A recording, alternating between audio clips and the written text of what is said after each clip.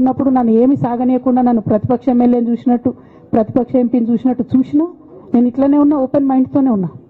నేను కోరేది ఒకటే, కేసీఆర్ గారి ఆరోగ్యాన్ని కాపాడండి రామన్న, పార్టీని కాపాడండి, పార్టీలో ఉన్న కార్యకర్తల్ని కాపాడండి, అందరు బాగుండేలాగా ప్రజా సమస్యలు తీసుకోండి. నాకు అంతకుమించి కావాల్సింది ఏం లేదు.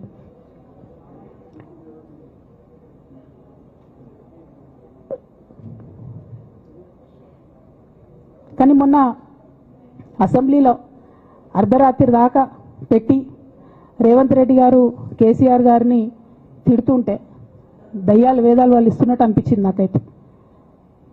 దానికి ఈయన హీరోలాగా ఎదుర్కొన్నాడు, ఈయన 6 అడుగుల బుల్లెట్ అని పార్టీ అంతా ట్వీట్ చేస్తే, మరి 6 అడుగుల బుల్లెట్ ఎవరికి గాయం చేస్తుంది? ఎండ్ ఆఫ్ ద డే ఇవాళైతే నన్ను గాయపరిచింది, రేపు రామన్నను గాయపరుస్తారో కేసీఆర్ని గాయపరుస్తారో. జాగ్రత్తగా ఉండండి రామన్న, నేను చెప్పేది ఏం లేదు, జాగ్రత్తగా ఉండండి, కేర్ఫుల్గా ఉండండి. అట్ ద సేమ్ టైం ఈ హరీష్ రావు గారి కారణంగా గమ్మత్ ఏముంటుందంటే, ఒకసారి హంపీకి పోతారు వీళ్ళందరూ, మీ అందరూ తెలుసు ఆ స్టోరీ. హంపీకి పోయి పాటలు పాడుకుంటారు, మొత్తము చాలా మంది కలిసి కేసీఆర్ గారిని చాలా అవమానకరంగా మాట్లాడతారు, ఒక పార్టీని వెనుపోటు పడదామని డిజైన్ చేస్తారు. ఇదంతా వీరికి తెలుసు, హరీష్ రావు గారికి తెలుసు.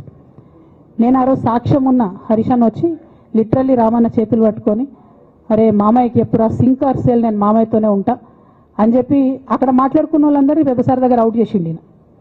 ఆ తర్వాత పర్యవసానంలో ఈటల రాజేంద్ర అన్న బయటికి వెళ్ళడం.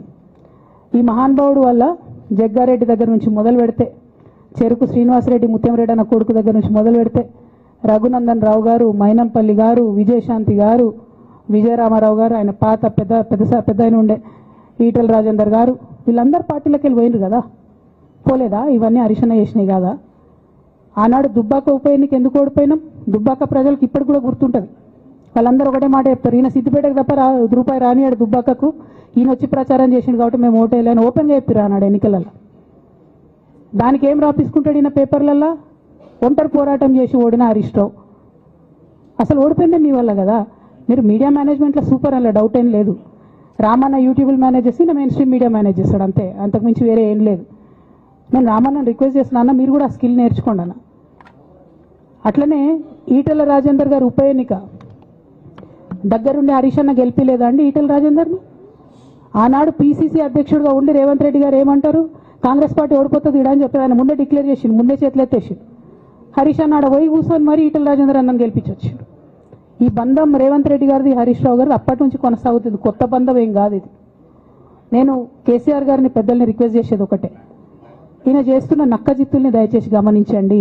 ఇవాళ నేను బయట పోతా కావచ్చు, నాదేముంది, ఉద్యమంలోకి వెళ్ళి వచ్చినా మళ్ళీ ఉద్యమంలోకే పోతా, నాకు భయం ఏముంటుంది, నాకు ఎన్నడూ పదవుల మీద ఆశ లేదు.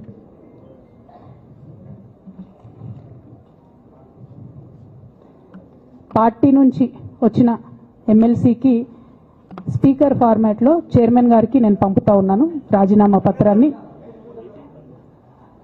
అట్లానే బీఆర్ఎస్ పార్టీ ప్రాథమిక సభ్యత్వానికి కూడా గౌరవ పెద్దలు కేసీఆర్ గారికి రాజీనామాను పంపుతా ఉన్నాను. దీన్ని మన రావుల చంద్రశేఖర్ రెడ్డి గారికి తెలంగాణ భవన్కి వారికి నేను పంపుతా ఉన్నాను. ఎందుకు ఇవి ఇప్పుడే చూపించినా అంటే, పదవుల మీద నాకు ఎప్పుడు ఆశ లేదు. మేము ఉద్యమంలోకి వచ్చింది ఎందుకంటే, మా నాన్న ఒక్కరు ఇంత ఒంటరి పోరాటం చేస్తున్నారు, ఎంత వీలైతే అంత ఆయనకు మద్దతు ఇవ్వాలని వచ్చినాం.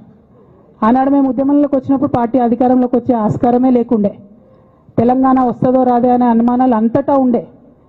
మేము ఉద్యమంలో కొట్లాటలో లాఠీ దెబ్బలు తినడం కోసం, జైల్లోకి పోవడం కోసం ఆనాడు వచ్చినాం ఉద్యమంలోకి. అధికారంలోకి వస్తామనుకొని రాలే. రామన్నైనా నేనైనా కేవలం నాన్న కోసమే వచ్చినాం ఉద్యమంలోకి. అందుకే మా కుటుంబం మీద కుట్ర. ఈ కుట్రను గమనించమనే నేను మా కుటుంబాన్ని కోరుతా ఉన్నా. ఇక పెద్ద సార్కు నీడలాగా సంతోష్ రావు గారు ఉంటారు.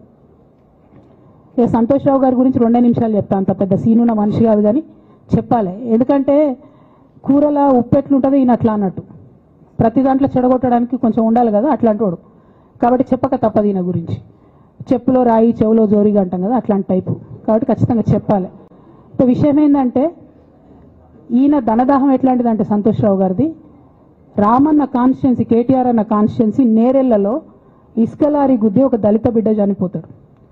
సరే, దాని మీద పాపం అక్కడ ఆ రోజు అందరు యాజిటేషన్ చేస్తే, ఈయన సంతాన అడ్వాంటేజ్ ఏంది, ఈడ కూర్చుంటాడు సార్ దగ్గర, సీఎంఓలకి వెళ్ళి ఫోన్ చేసి అక్కడ ఉన్న పోలీసు వాళ్ళందరినీ ఒత్తిడి పెట్టి 7 దళిత బిడ్డల్ని కొట్టినరండి 3-4 సార్లు 3rd డిగ్రీ వేస్తే ఇలా 7 కుటుంబాలు కూడా వాళ్ళు ఎందుకు కూడా ఏ పని చేసుకోలేనటువంటి